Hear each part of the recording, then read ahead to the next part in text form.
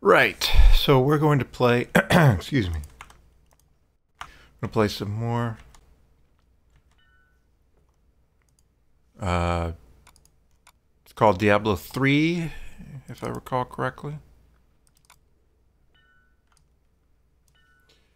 Yes, it is called Diablo 3.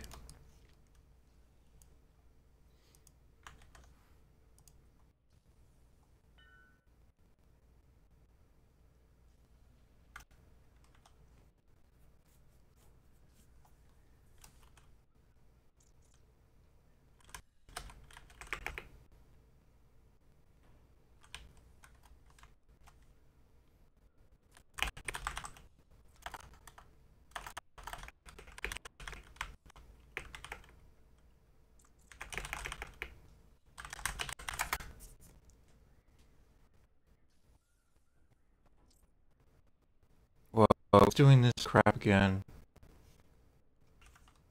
Oh my god, that better be just RSS Owl going nuts on me.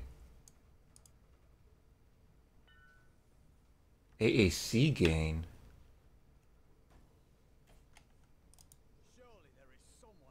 Oh, right.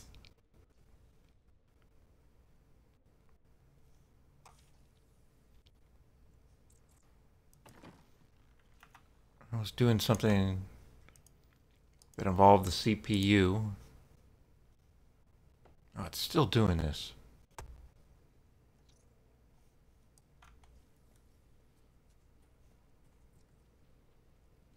I don't get why it does this. Anyways, starting up the game. Crap. This.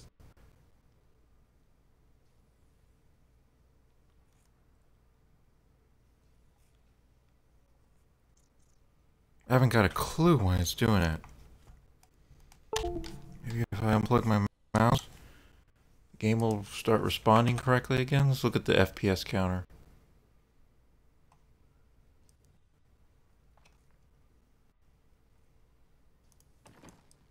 Okay.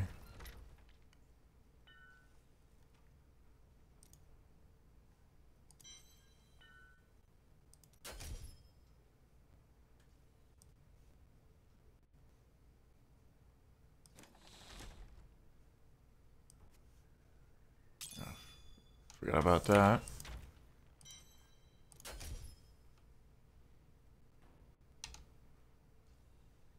I got the Tragoul's helm this morning.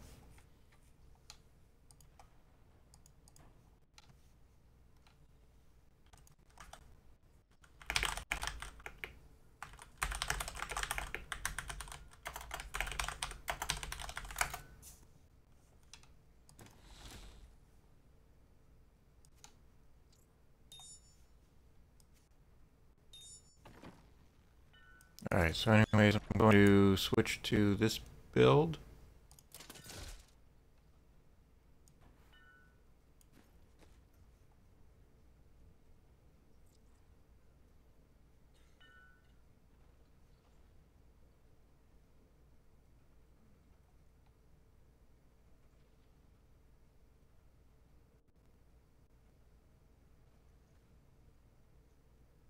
And I need to change my movement speed. It's only 2%.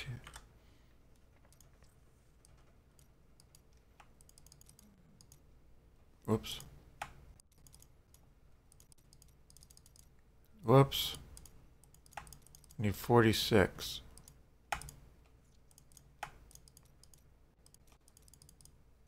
What?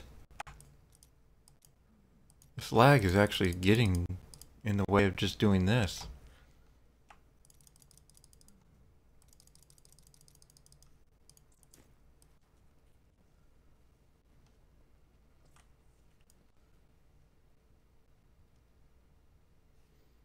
Maybe it has something to do with this.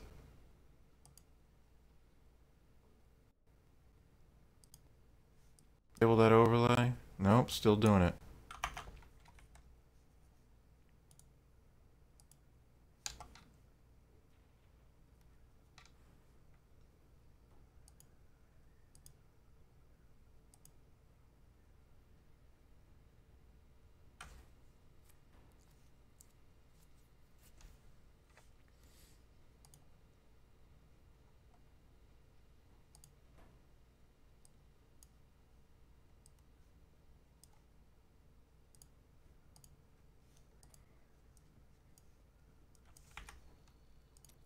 Try restarting the game.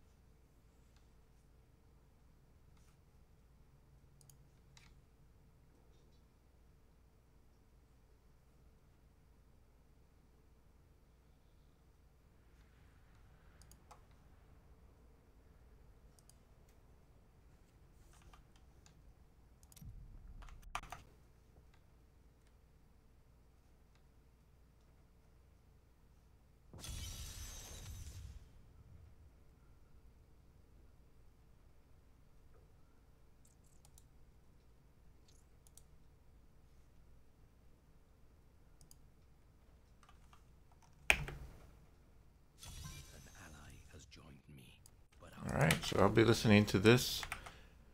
I've been looking forward to this show by Stefan Molyneux.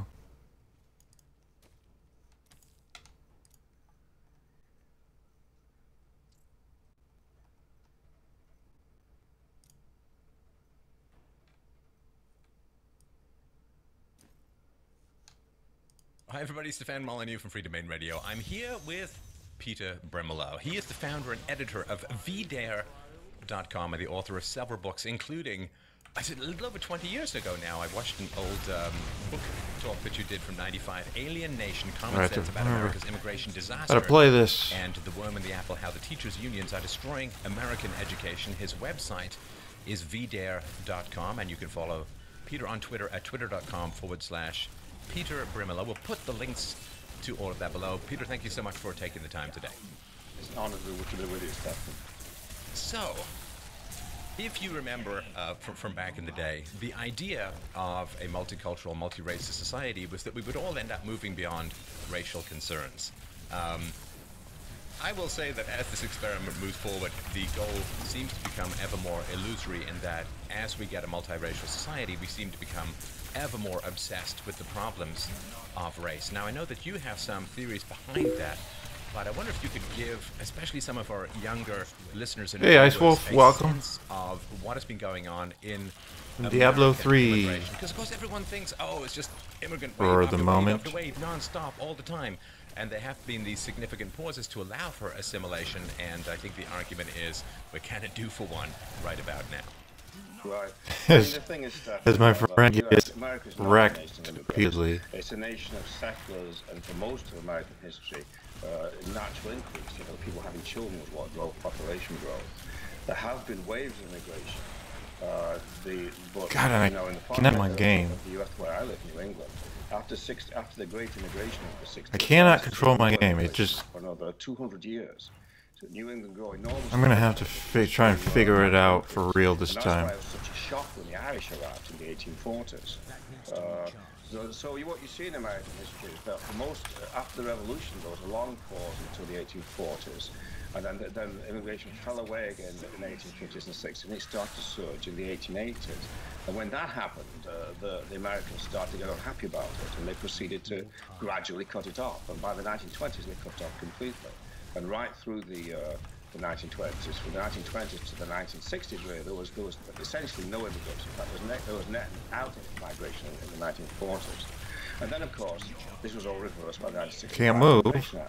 And this triggered a great influx, which is vastly large relative to the population growth, and as has really been seen before.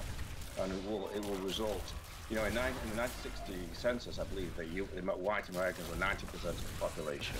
By 2040, which is not that long off, they will go into a minority because of public policy. The government is literally dissolving the people and electing a new one, to use the famous joke that Bertolt Brecht used after the political risings in East Germany.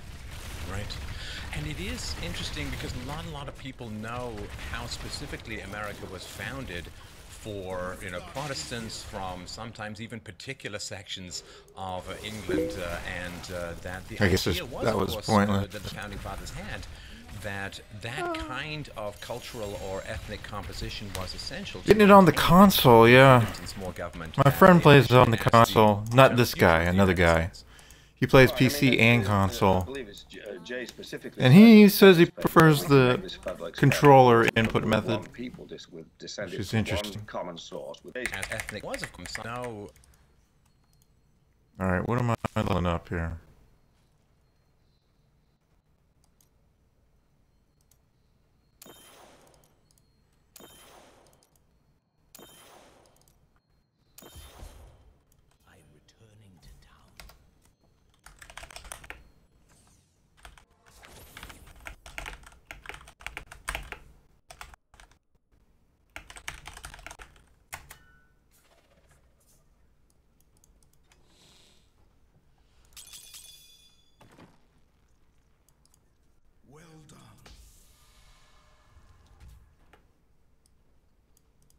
Was my father.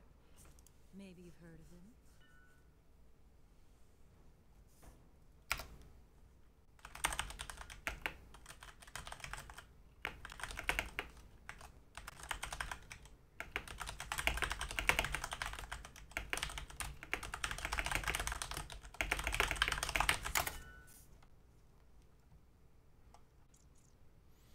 All right, what am I rolling for? Still boots?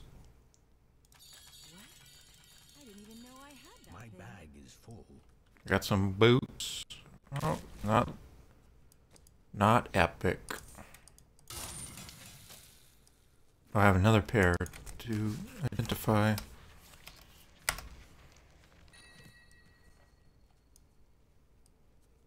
And they are not epic either. By epic, I mean ancient.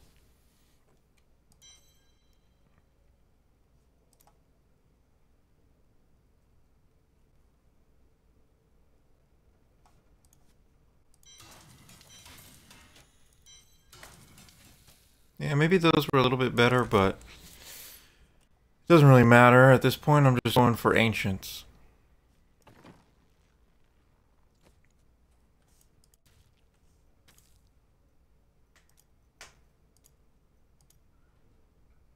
$15 million to empower? Sure.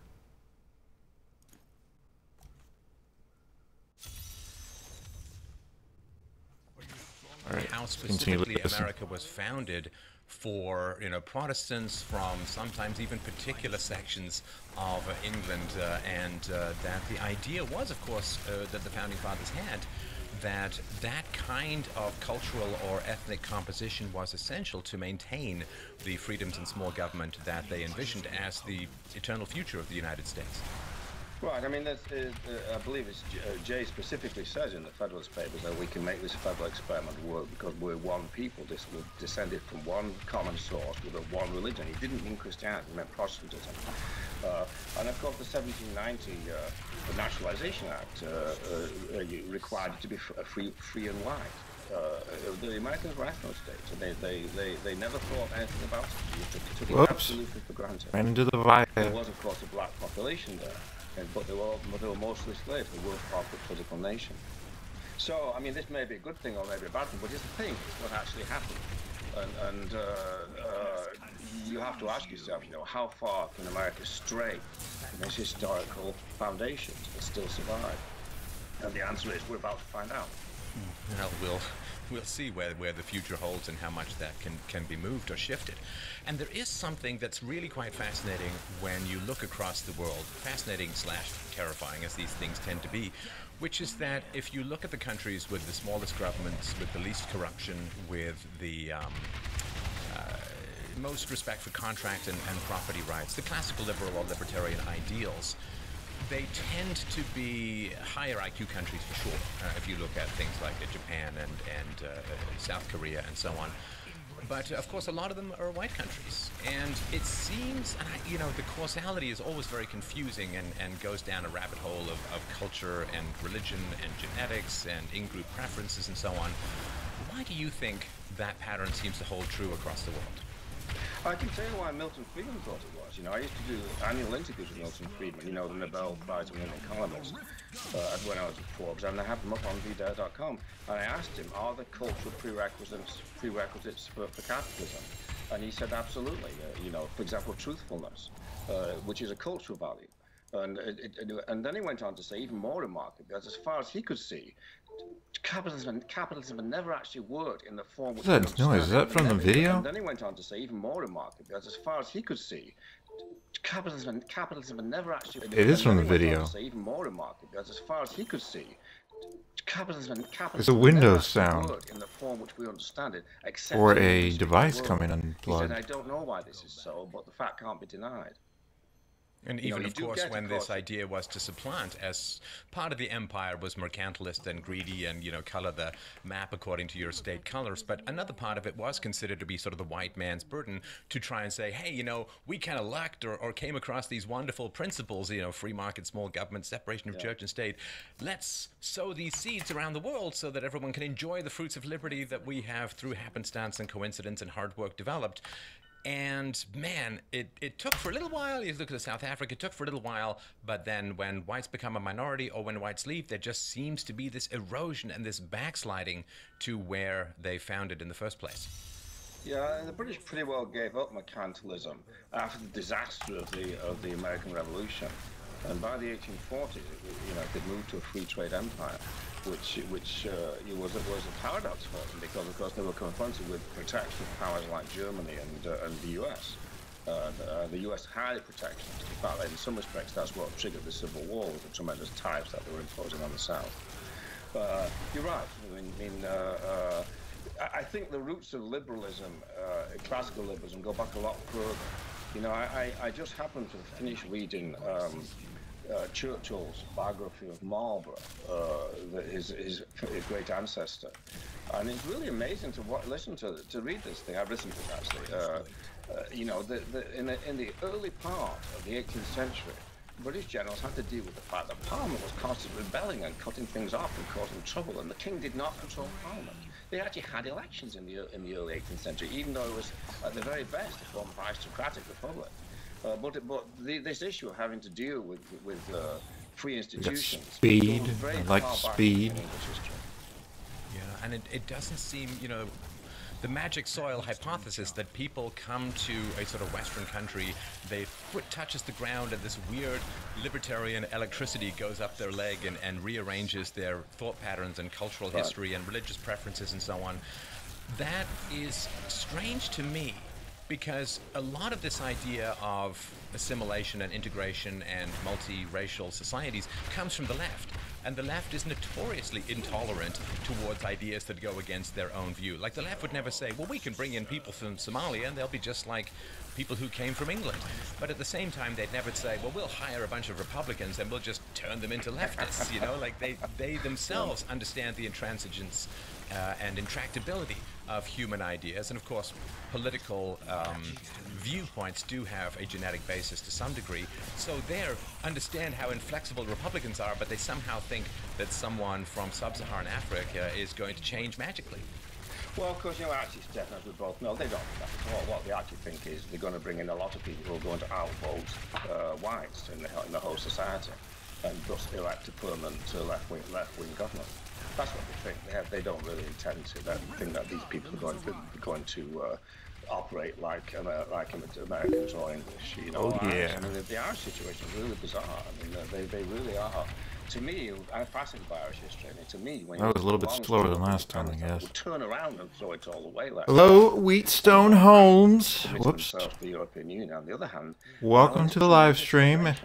It's just extraordinary. Hard to explain. We have a lot of Irish readers who are really annoyed about it on VDAP. Well, you've talked about this in many of your speeches towards ideas that go against their own view. Like the left would never say, I had to rewind because I wasn't listening for a second. And they'll be just like well, going to outvote. But they somehow think that someone from sub-Saharan Africa is going to change magically. Well, of course, actually, Stephen, as we both know, they don't think that at all. What they actually think is they're going to bring in a lot of people who are going to outvote whites in the whole society and thus elect a permanent left-wing government.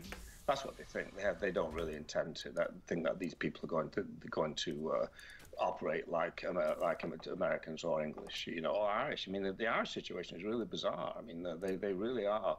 To me, I'm fascinated by Irish history. And to me, when you look at this long struggle for independence, that they would turn around and throw it all away like they are doing. On the one hand, submitting themselves to the European Union. On the other hand, allowing this tremendous immigration. It's just extraordinary. Hard to explain. We have a lot of Irish readers who are really annoyed about it on Peter. Well, you've talked about this in many of your speeches, Peter, the extraordinary gap. It's not even opposite sides of the canyon, it's like opposite sides of reality or the universe. The extraordinary gap between what the elites want, what the media, the academics, and the politicians and so on, what they want, and what the average person wants. I can't think of a time outside of direct civil war in my where cannot there's been as much of Thank you a for pushback stopping by the live against stream. elite agendas as I there is currently in the West about immigration. Play this game when I've got a problem with my computer. I thought it was a parallel. I'm doing so effectively. You can see it related into the related issues. For example, my son, and you'll see behind me, was in the Marine Corps for 5 years, and throughout that time, the Marines were resisting strongly the idea of putting women in the front line, and they have all kinds of evidence as to why women can't do this. You know, they get sick, they break down, all this kind of thing. And he said eventually they came to the conclusion that I can't control my character right now. the elite was just simply determined to impose this policy on them. Of course, you have to wonder what the motives are. It's obviously not going to work. They just want to destroy the Marines. Well, that is something that... Constitution.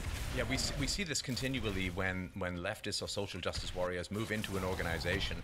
They say that they want to reform it and improve it, but they generally end up with leaving a smoking crater where the credibility and efficiency and effectiveness of that organization used to be. It's amazing to me, you know, I'm old enough to remember the Cold War, and when I was first in journalism, being anti-communist was a big problem. It was very close to being thought to be a racist now, because all of these media institutions were in one way or another influenced by the left. And then Russia collapsed, and you know, communism went away. But damn it, it just recurred within a less short time. It just reinvented itself as cultural Marxism. In the process, abandoning the working class, by the way. No interest in the working class at all, actually, and I don't think they ever did have. It was always about power. Well, I think that's true. Now it's about manipulating different groups. You want to be able to appeal to people on the basis of their interest group, their identity politics. Now, one of the things I find fascinating about the question or the label of racism is that if you have unjust negative characterizations in your mind or your language of other groups, you know, clearly that's bigoted and that's negative. However, if you identify objective and empirical differences between ethnicities or races, that also seems... So prejudice is under the category of racism, which I have no problem with, but science, facts, objectivity, empirical data also seems to fall under the general umbrella called racism, which seems to me extraordinary. I mean, to lump, it's like lumping fact and fiction under slander as the same category. It makes no sense to me at all, other than it shuts white people up from talking about in-group preferences.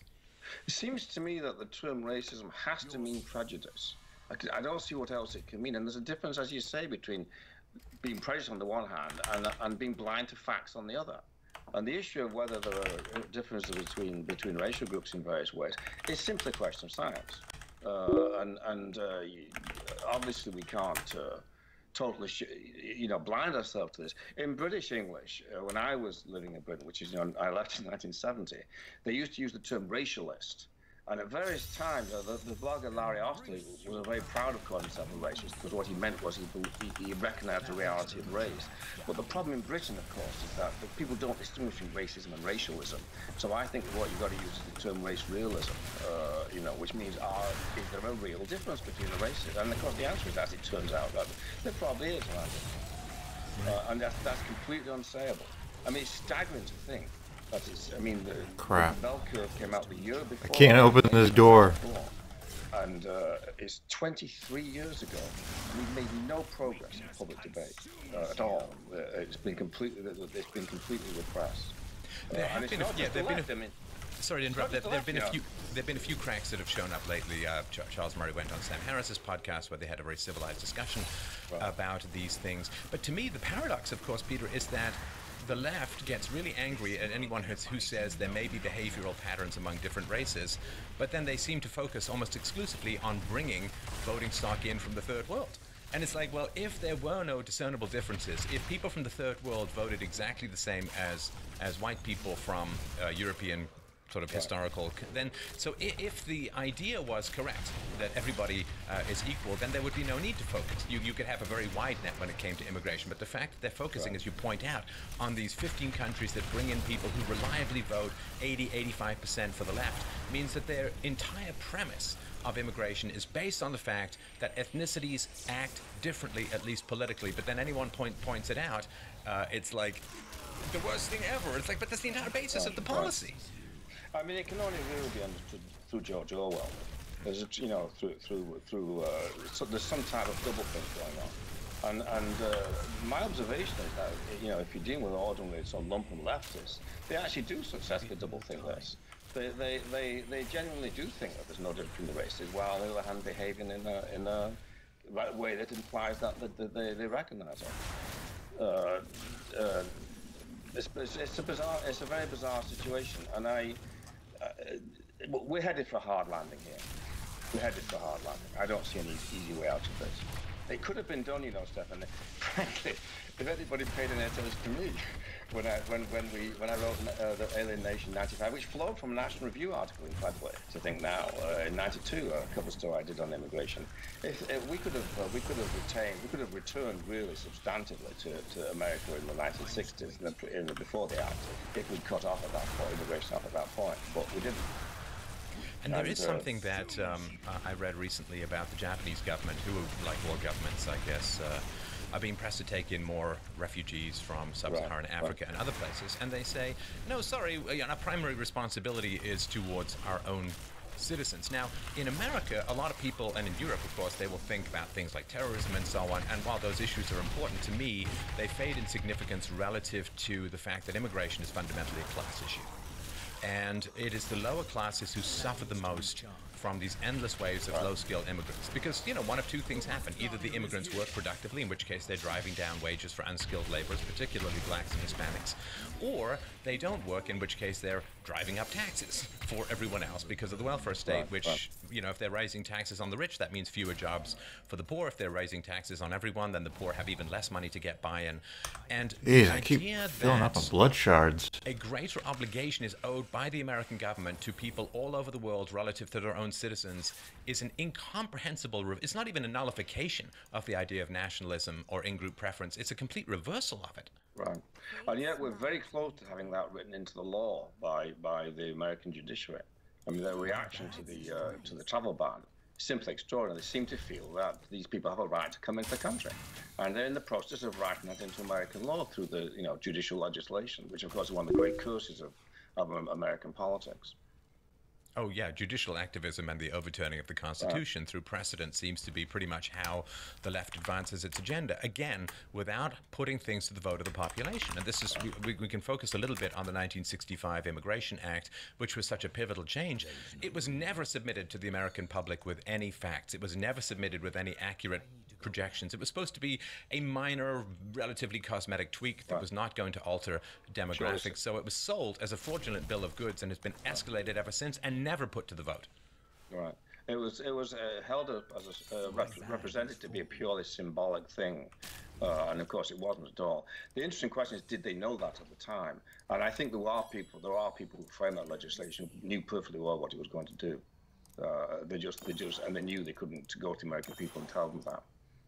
Well, which group would ever vote for demographic replacement? I mean, it makes no sense whatsoever. This is unprecedented in human history, that outside of invasion, that a population has been subjected to this kind of replacement.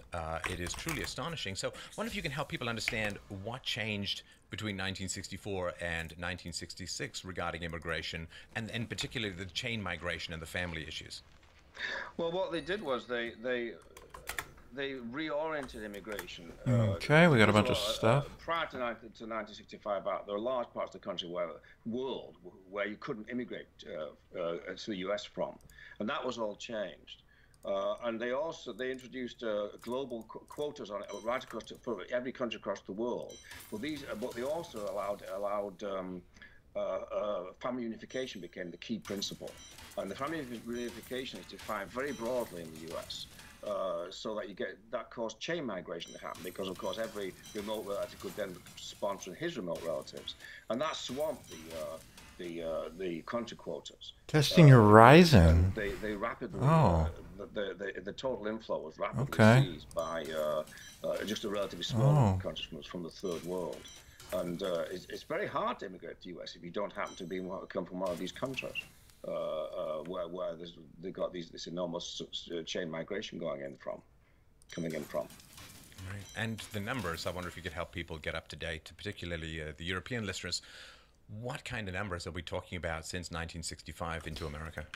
Well, we're talking about 1 million a year legal immigrants. Got some. Of course, also at the time, in the late 60s, the borders collapsed. They stopped enforcement law at the border. So this caused a new surge of illegal immigration. I say a new surge because there had been a very similar surge in the early 50s.